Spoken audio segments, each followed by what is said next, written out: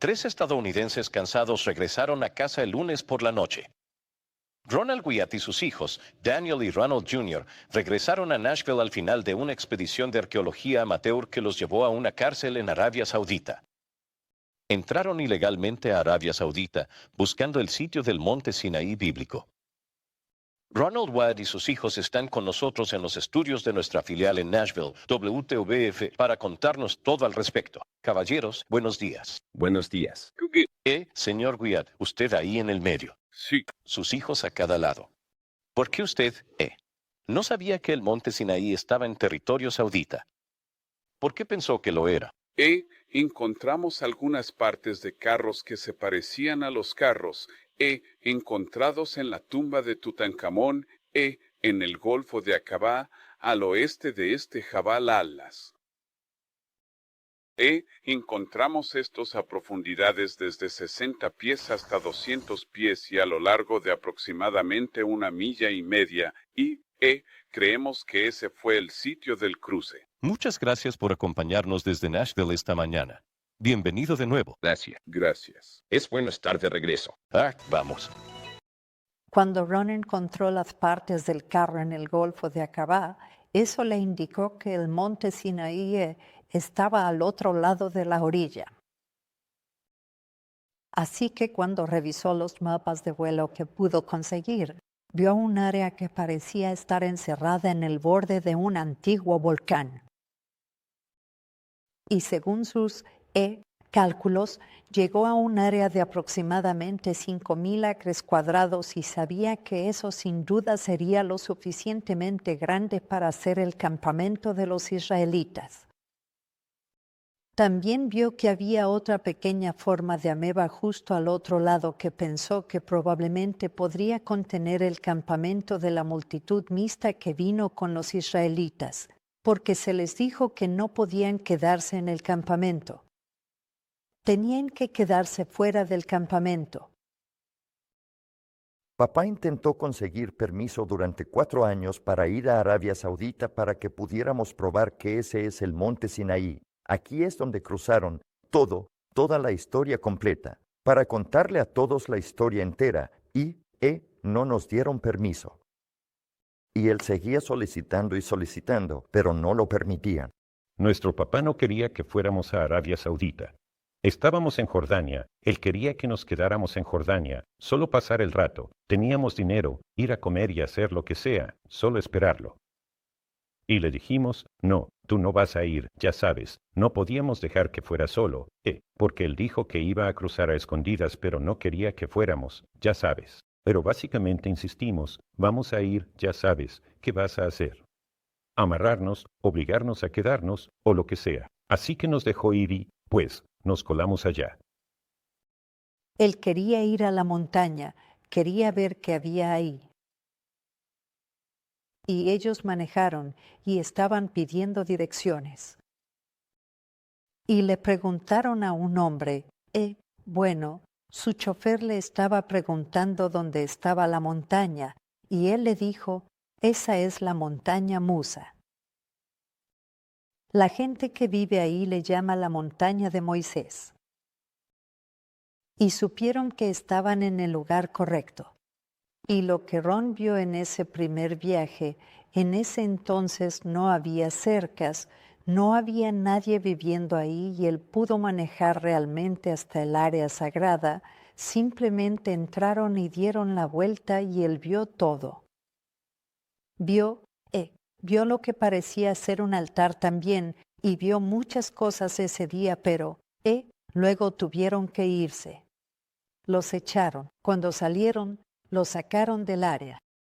Y entonces, cuando regresaron a la frontera, pensaron que todo iba a estar bien, que solo iban a cruzar la frontera y si los atrapaban, lo que Ron había averiguado era que si te atrapaban ilegalmente ahí, simplemente te sacarían del país. Pero no fue así porque alguien los había reportado a la embajada en Washington, dese como si fueran espías israelíes.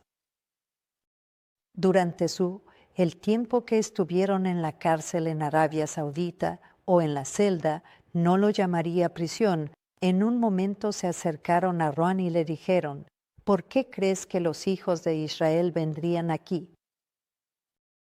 Y Ron trataba de explicarles y, por supuesto, había una barrera de idioma. Alguien tenía que traducir para ellos pero decían, simplemente no entendemos.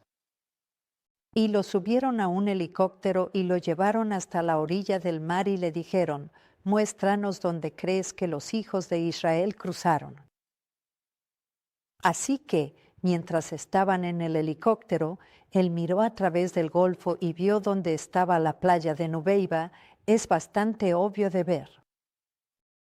Y él dijo, aterricen ahí abajo, ya sabes, justo enfrente, y cuando aterrizaron, justo ahí en la playa había una columna de granito, que se veía muy similar a la que habían encontrado en 1978 en el lado egipcio. Y Ron dijo que cuando salió y miraron esa columna, tenía inscripciones en hebreo arcaico. Y dijo que todos quedaron atónitos y él creía que eso literalmente le salvó la vida porque, en el camino hacia allá, habían volado muy bajo sobre una zona en esas montañas donde literalmente había huesos esparcidos por todas partes y le dijeron a Ron, ya sabes, si no tienes cuidado, aquí es donde podrías terminar. Y no sé si estaban tratando de asustarlo o qué, pero él les creyó lo que dijeron. Sí. Y él cree, sin la menor duda, que encontrar esa columna en la playa le salvó la vida. Una columna de granito que encontramos por primera vez en 1978, y si miras la columna detrás de mí aquí, esta parte estaba tirada en la orilla y, digamos, había sido erosionada considerablemente por el oleaje. Esta es una de un par de columnas gemelas que se colocaron en el sitio de cruce para los Sabiru guiados por Moisés o Musa a través del mar. Ahora bien, la otra está en la orilla opuesta. La inscripción dice que fue erigida por orden del rey Salomón y menciona que el faraón y su ejército fueron ahogados por Dios en las aguas aquí. En marzo de 1985, él regresó y pudo explorar el área libremente. Durante este viaje, él vio todas las cosas que hablaban claramente del hecho de que una gran cantidad de personas había estado allí alguna vez. La característica más grande era lo que Ron creía que era un lago artificial que, aunque ahora está seco, contenía el agua del arroyo que descendía de la montaña. Si miras el área justo al principio del recinto sagrado, verás que en realidad parece que fue creado de esa manera. No parece natural que esto haya sido excavado así. Iván creía que en realidad excavaron un lugar para un lago y alrededor del lago construyeron pozos. Las paredes de estas estructuras redondas y circulares de 18 pies. Las estructuras diametrales se hicieron a partir de piedras grandes. Ya sabes, como una cerca de piedra o algo así hasta abajo, y luego otra capa igual por dentro, solo piedras naturales. El área ciertamente está llena de suficiente roca para construir lo que quisieran construir. Sí, pero luego encontraron los pedacitos pequeños, o tal vez ellos mismos los trituraron para ponerlos ahí. Y eso funcionaba como un dispositivo de filtración natural. Y en este lago hay un desbordamiento que va hacia el norte. Si lo miras más allá de la caseta de vigilancia. Y entonces, cuando el agua bajaba de la montaña.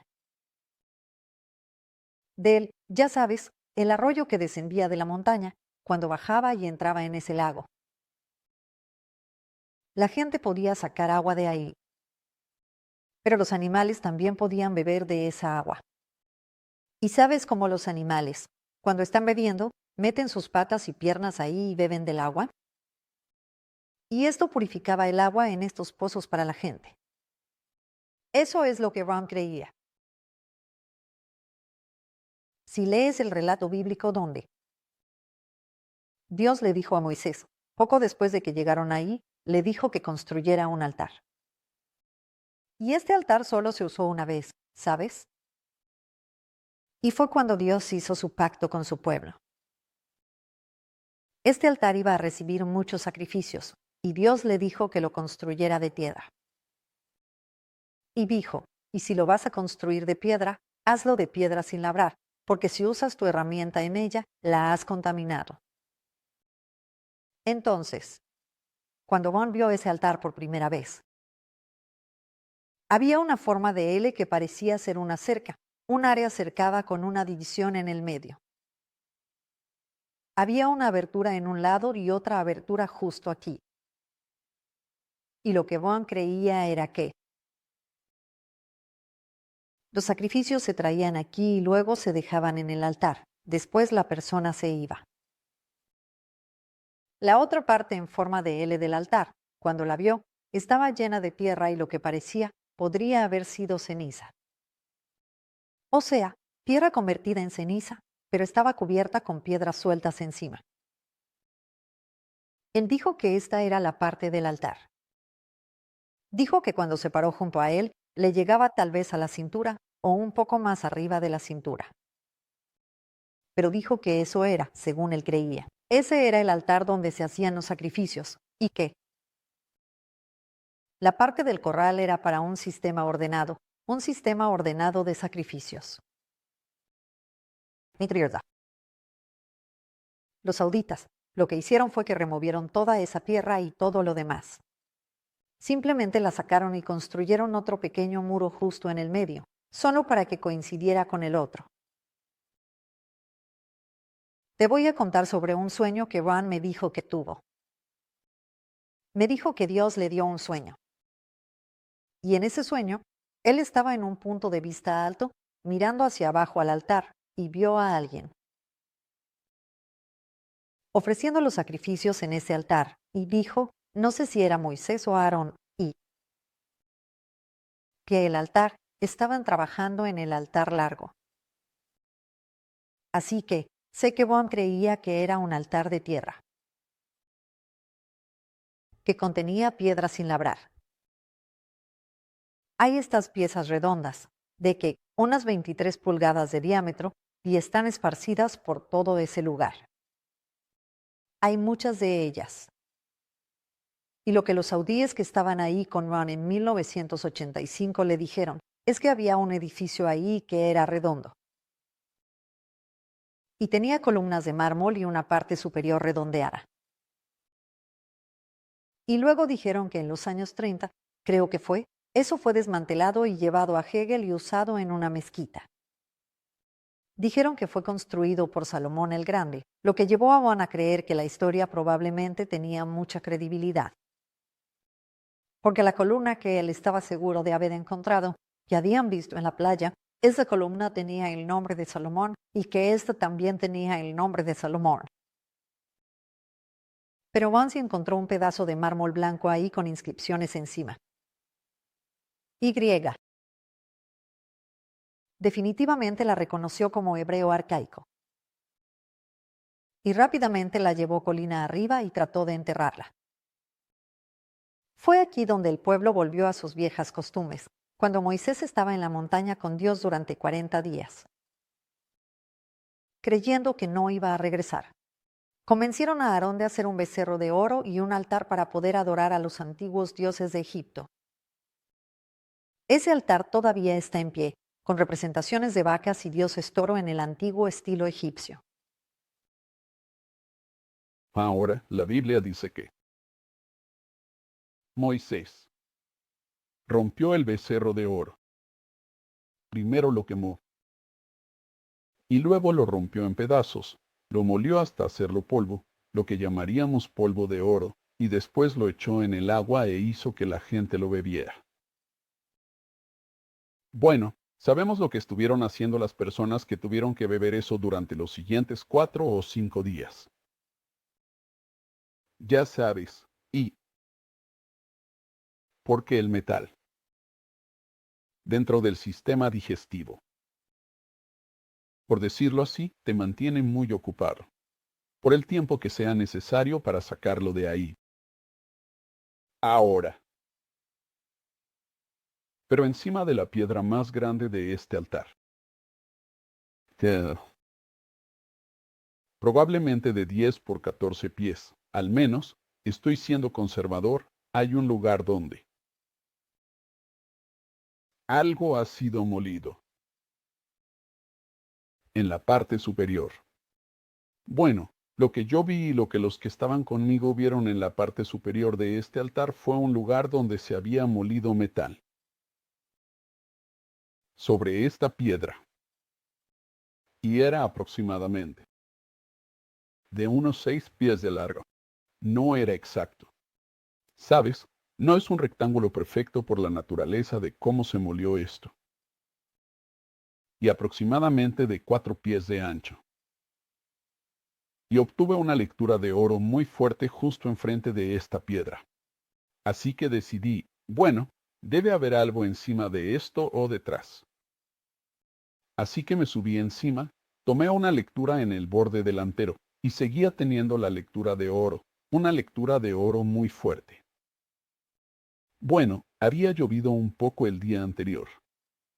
Así que este gran hoyo, por decirlo así, estaba lleno de agua. Salté al otro lado y tomé una lectura ahí. No hubo lectura, lo que significaba que lo que estaba detectando, el oro, estaba entre ahí y el otro borde de la roca. Y lo único que había ahí era ese charco de agua. Bueno, el sol apenas estaba saliendo. Salimos muy temprano porque más tarde en el día hace calor. El ángulo del sol sobre el agua la volvió rojo sangre. O sea, realmente parecía un charco de sangre. Sangre fresca además de eso. Así que bueno, en algún lugar de mi mente. Recuerdo que el oro, las partículas pequeñas de oro, tienden a hacer que un material claro, translúcido, se vea rojizo. Ahora, claro, el óxido de hierro hace eso aún mejor. Y esto puede ser algo que Dios simplemente hizo, para que esto no pasara desapercibido. Así que me puse de manos y rodillas y, ya sabes, miré el fondo de esta cosa, y ahí hay polvo de oro. De hecho, incrustado en la piedra. Sí, correcto. Así que no tengo ninguna duda de que ahí fue donde Moisés molió esto. Y, por supuesto, el agua en la que lo puso habría estado en el arroyo que bajaba desde la montaña. Hay picos ennegrecidos, que son el resultado de actividad volcánica. Ahora volcanes, aunque básicamente entendemos que alguna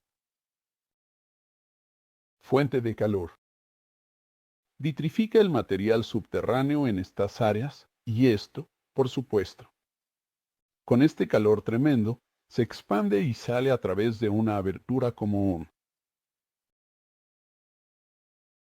volcán. O puede agrietar una gran distancia de la superficie y salir como un derrame tipo manta desde abajo. Bueno, aquí afuera, la mayoría de las crestas que obviamente son el resultado de actividad volcánica antigua. Son de un gris claro a oscuro en color. Pero justo en medio de todo esto está este negro. Lo que indica que esto es algo único en sí mismo. No es como todo lo demás alrededor. ¿Hay alguna posibilidad de que el pico ennegrecido pueda ser tal vez un tapón o una extrusión que haya salido? Esto no parece ser el caso, porque quienes lo han examinado nos dicen que este material oscuro solo se extiende hacia abajo por una corta distancia, y que debajo de eso está este material grisáceo. Eso es típico del resto del área alrededor. Así que está justo en la parte superior. donde está ennegrecido, como si hubiera sido quemado y chamuscado, justo ahí. Exacto.